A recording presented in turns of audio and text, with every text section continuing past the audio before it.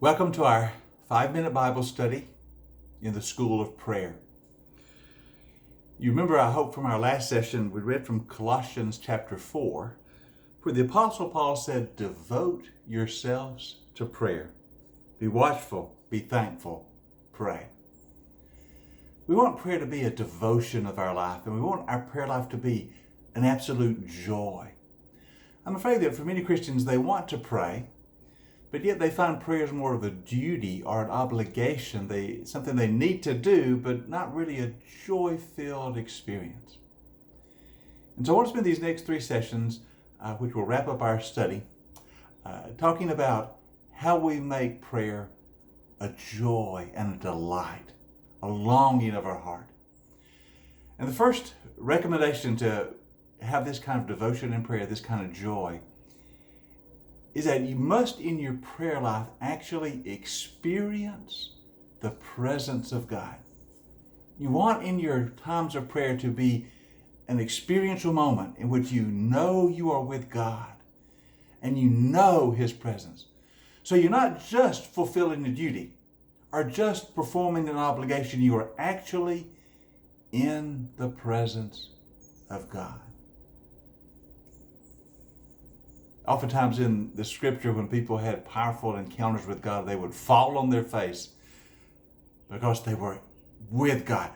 That's kind of what I'm talking about. Now, what can you do to make sure your prayer, or to move your prayer toward being more than just a duty, toward actually being a moment with God? Let me suggest 2 things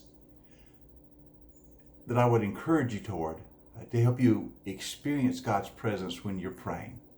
It'll help you be devoted to prayer as well, because these are times you'll want to have. First, when you pray, and we've mentioned this before, pray very specifically for how you want God to act.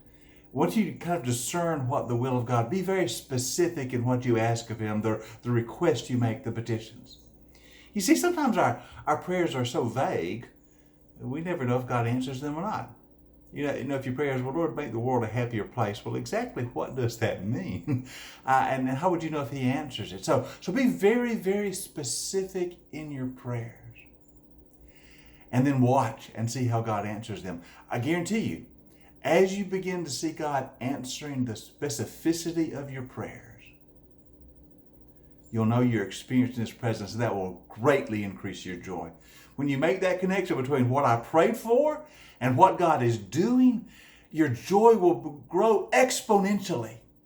And what a joy it will be. So pray specifically. When you're praying for that sick person, pray that God will heal them of the disease, drive the cancer away, lift them to their feet, defeat the flu, drive the COVID-19 out of their life. Pray specifically. And then rejoice when you see the answers coming. So be very, very specific in your prayers. I really believe a lot of the reasons we're not very specific in our prayers is because we're afraid. What if I pray specifically and God does not answer? I'll be so disappointed. And so we kind of protect ourselves by being vague. Forget that. Go with faith. Pray specifically for God to act. And then joy when He does. And it will expand your experience of Him in prayer, and the joy will be wonderful. Then the second thing to help you experience the presence of God, in your prayers, take time to listen to God speaking to you. Oftentimes our prayers are simply a monologue. We're doing all the talking, but we're never listening. Spend some time listening for God to speak. And you say, how do I do that? Well, as you're praying, as you're talking with Him, as you're reading the scripture in prayer, take some time and be silent and listen for what God might say.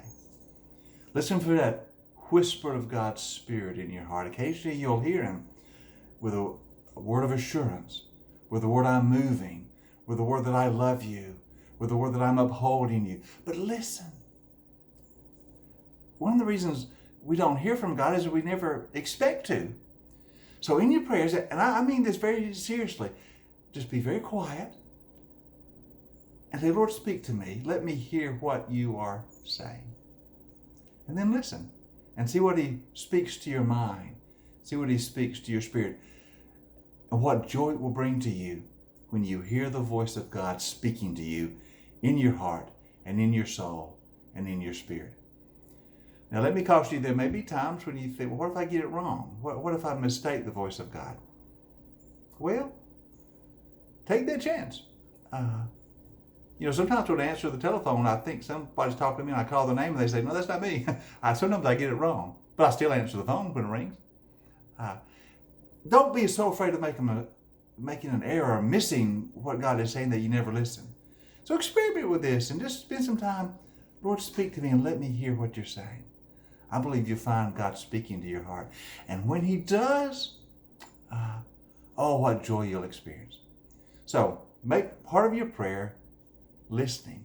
Say, God, speak to me. I'm listening. I'm here. I'm waiting. You remember when Samuel, as a boy, was told by Eli, when God calls you again, just say, Lord, your servant is here listening. Speak. You say the same thing.